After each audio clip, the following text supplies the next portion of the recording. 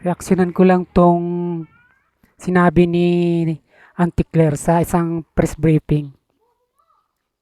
Sabi niya confidential fund daw ay hindi na kailangan ng resibo. At ang 2 bilyon na confidential fund ng Pangulo ni Pangulong Bongbong Marcos ay hindi na nararapat na questionin. Claire, sa ganitong pasakal ni Auntie Claire talagang dapat ay hindi na sila nagtataka kung bakit sa halip na tumaas lalong bumabagsak ang ratings nito ng kanyang ipinagtatanggol o ng kanyang amo, si Pangulong Bongbong Marcos. Ay kita nyo naman tong mga sinasabi niyang ito.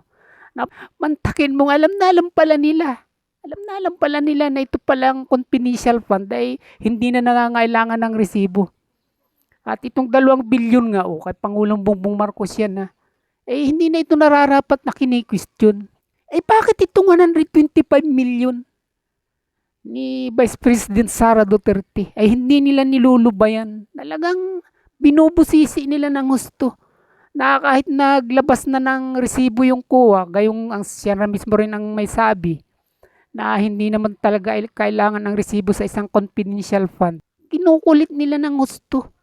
Talang aligaga kung paano hahalukayin itong confidential fund na ito na siya mismo ang may sabi ngayon na ito hindi na nararapat na questionin at lalong-lalo na wala itong resibo.